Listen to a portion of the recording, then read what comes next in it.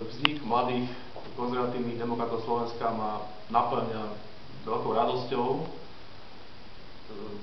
Som rád, že mladí sa dávajú do pohybu.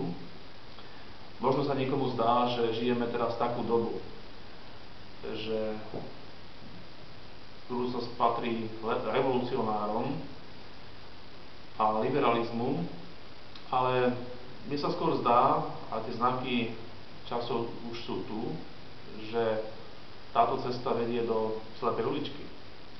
A potom, keď to zbáda Slovensko, keď to zbáda Európa, tak potom sa ukáže, že budúcnosť patrí konzervativizmu, ktorý vychádza z kresťanských princípov Slovenska a Európy. Toto je moje presvedčenie a toto odporúčam aj mladým konzervatívnym demokratom Slovenska. Takže mladí, nebojte sa, treba ísť do toho.